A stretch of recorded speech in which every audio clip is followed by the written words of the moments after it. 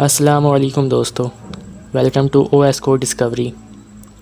کوئی دولت کی تلاش میں ڈوب گیا تو کوئی دولت دے کر ڈوب گیا۔ پورے انٹرنیٹ میں ٹائٹن سب مرین کی بات چل رہی ہے، جو کہ 16 جون کو کینیڈا کے نیو فاؤنڈلینڈ آئلینڈ سے 435 میل دور اٹلانٹک اوشین یا بحریہ اوقیانوس کے اندر ٹائٹینک کا ملبہ دیکھنے روانہ ہوا، جو کہ 15 اپریل 1912 کے اندر بڑے آئس برگ سے ٹکرا کر سمندر کے 4 کلومیٹر گہرائی میں ڈوب گیا، اور آج بھی اس کا ملبہ وہاں ہی موجود ہے۔ 2 دن بعد یعنی 18 جون کو یہ سب مرین ملبے تک پہنچ جاتی ہے۔ عام طور پر سمندر کی گہرائی 4 کلومیٹر تک کی ہوتی ہے، مگر مریانا ٹرنچ جو پیسیفک اوشین میں موجود ہے 11 کلومیٹر کی گہرائی پر ہے۔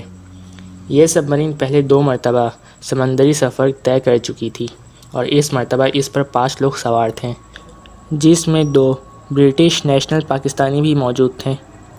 پاکستانی اینگرو گروپ کے وائس چیئرمین شہزادہ داؤد اور ان کے 19 سال کے بیٹے شہزادہ سلمان، برطانوی businessman Hamish Harden, French explorer Paul Henry اور خود اس سب مرین کو بنانے والی کمپنی کے مالک اسٹاکٹن رش بھی شامل تھے۔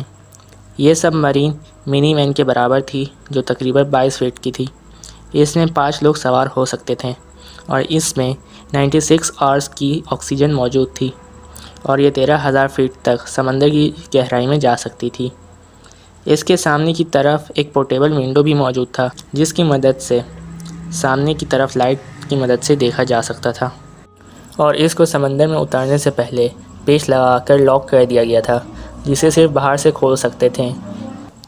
اسے سونی ایکسپوس کے گیم کنٹرولر سے کنٹرول کیا جا رہا تھا، اور ٹائٹینک جہاز کے پاس پہنچ کر صرف 1 گھنٹے بعد اس سب مرین کا رابطہ ٹوٹ گیا۔ اس کے آخری سگنلز یہیں سے ملے تھے، اور سب مرین کے ملبے کے علاوہ ان لوگوں کا ابھی تک کچھ پتہ نہیں چل سکا۔ یو ایس کوسٹ گارڈز نے آخرکار ان تمام لوگوں کی ہلاکت کی تصدیق کر دی ہے۔ ٹائٹن کا ملبہ بھی سمندر سے نکال لیا گیا ہے، جس سے یہ واضح ہے کہ یہ سمندری پریشر کی وجہ سے تباہ ہو گئی، کیونکہ جیسے جیسے سمندر کی گہرائی میں جاتے جائیں گے سمندری پریشر بڑھتا جائے گا۔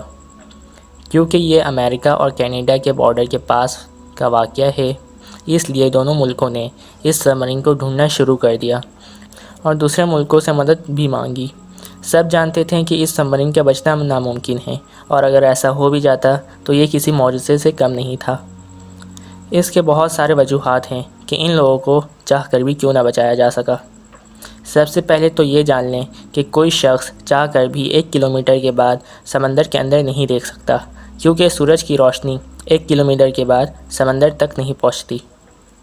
اب کیونکہ سورج کی روشنی میں ہیٹ بھی ہوتی ہے، اور سورج کی روشنی 1 کلومیٹر بعد سمندر میں نہیں پہنچتی، اسی وجہ سے وہاں درجہ حرارت بہت کم ہوتا ہے، یعنی وہاں کسی سی ڈائیور کے جانے کا سوال ہی پیدا نہیں ہوتا۔ اگر یہاں کسی مشن کو بھیجا جائے تو یہ بالکل سمندر میں سوئی کو تلاش کرنے کے برابر ہے، کیونکہ یہ پورے 700 کلومیٹر کا راستہ تھا جو سب مرین کا روٹ تھا۔ کسی سب مرین کی روشنی بھی زیادہ دور تک سفر نہیں کر سکتی سوائے سگنلز کے، تو یہ ہو سکتا ہے کہ ٹائٹن سب مرین بھی اپنا راستہ بھول گئی ہوگی۔ ٹائٹن میں کوئی جی پی ایس بھی نہیں تھا، کیونکہ اتنی گہرائی میں جی پی ایس لوکیشن کام نہیں کرتا، تو ان کی لوکیشن بھی پتہ نہیں کیا جا سکا۔ اب کیونکہ ٹائٹن کو باہر سے پیچ کے ذریعے لاک کیا گیا تھا، اسی وجہ سے اندر بیٹھے لوگ اپنی خود کی مدد بھی نہیں کر سکتے تھے۔ کینیڈا اور یو ایس سب مرین کے پاس نہ کوئی جدید ٹیکنالوجیز تھی، اور نہ ہی ایسے مشن کو فیس کرنے کا تربیت، اور وہ صرف کسی سگنلز کا انتظار کر رہے تھے۔ اب کیونکہ ٹائٹینک جہاز پچھلے 100 سالوں سے سمندری گہرائی پہ ہے، اور اس کا ملبہ سمندر میں گول کر ختم ہو رہا ہے، اس سے پہلے بھی بہت لوگ ٹائٹینک جہاز کے ملبے میں پھنس کر اپنے سب مرین کے ساتھ دم توڑ چکے ہیں۔ یہ بالکل چاند میں جانے کے برابر تھا، کیونکہ وہاں کا انوائرمنٹ کسی بھی طریقے سے انسان کے سوئٹیبل نہیں تھا۔ اب ایک طرف یونان جانے والے 300 لوگوں کی ایک کشتی سمندر میں ڈوب جاتی ہے، بھلے وہ غیر قانونی جا رہے تھے، لیکن تھے تو وہ بھی انسان، روزگار کی تلاش میں، بہتر مستقبل کی امید میں، اپنے گھر والوں کو امید دے کر نکلے تھے۔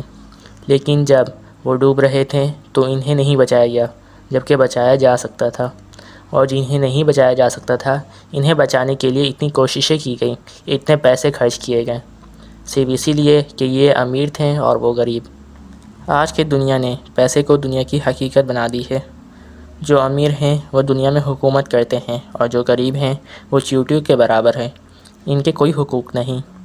وہ 300 بندے جو جہاز کے پچھلے حصے میں بھوکے پیاسے قیدی لوگوں کی طرح روزگار کے لیے جا رہے تھے، نہ کہ ایک شخص $2.5 لاکھ یعنی پاکستانی 60.5 لاکھ روپے خرچ کر کے ٹائٹین میں گھومنے 100 سال پرانے ملبے کو دیکھنے جا رہا تھا اور گم ہو جاتا ہے تو پوری دنیا ان کو تلاش کرنے لگ جاتی ہے۔ کیا یہ دنیا کا انصاف ہے؟ یا اس دنیا کے انسانوں میں انسانیت باقی ہی نہیں رہی؟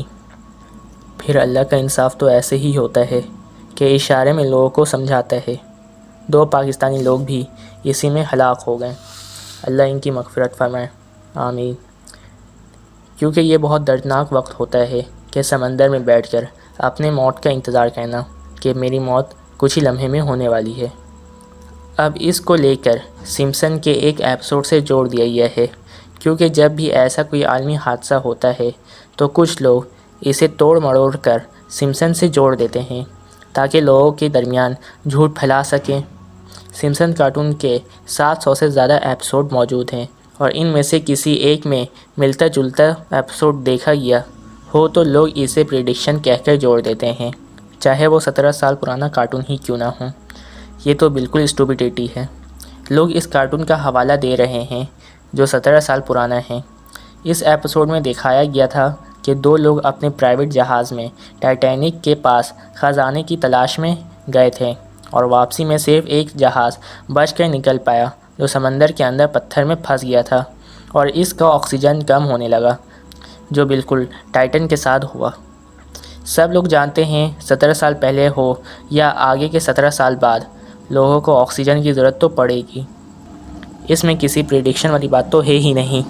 لیکن آج انٹرنیٹ کو صرف ٹرینڈ ہی چاہیے، بھلی وہ ٹرینڈ جھوٹ کیوں نہ ہو۔ مجھے امید ہے کہ آج کی یہ ویڈیو آپ کو پسند آئی ہوگی۔ ملتے ہیں ایک اور نئی ویڈیو میں، جب تک کے لیے اپنا خیال رکھیے گا۔ اللہ حافظ۔